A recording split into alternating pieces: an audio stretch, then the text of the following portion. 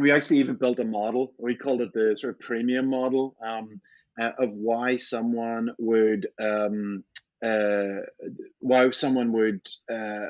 invest in an artist or a creator. Um, and like I can actually go through it because I think it did capture most of the areas that were important. The first one was just patronage. Um, why do people like why do people give money to Wikipedia, right? Yep. Like, not only do you not get any benefit, you don't get a better Wikipedia. Um, you don't even get any recognition, right? It's not like, oh, here's Nigel Eccles, he gave like several $100s to Wikipedia. The big reason that people give to it is patronage because they believe in that foundation, they believe in the mission, they believe that knowledge should be free and should be universally accessible.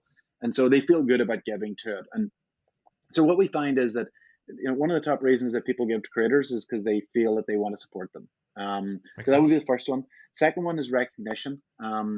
People people will give, but they'll give more if they're kind of recognized as being a gifter. And so we've seen all sorts of recognition. We've seen, you know, like the movie industry is a classic one. They've executive producers. Executive producers are really people who get money, and they'll get some financial return, but they get their name and credits. But we've Yep. seen creators do that. We're like, we'll include you in the show notes. We'll give you a shout out in the show. We want to thank you for supporting us. So recognition is really important. Third one, and a lot of people skip to this third one, and it's really important, but it's not. It's actually not the most important one, but it's exclusive content. So everyone gets all this content for free, but if you pay, you get this sort of exclusive content. It can be very effective.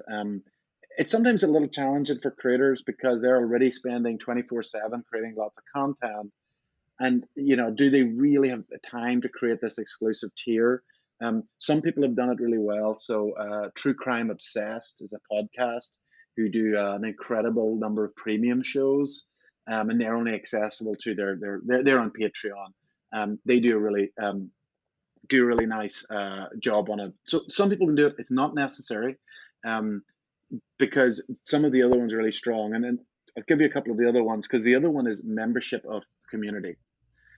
So why am I paying? Well, because I want to be in the top 100 people, and where I'm basically like hanging out with other people who are top 100 fans. You see, and so that, and actually, we sometimes go into these a creator, the top, creator fan groups, and it's people chatting with other fans, not necessarily the creator, and it's because they have this sort of shared interest.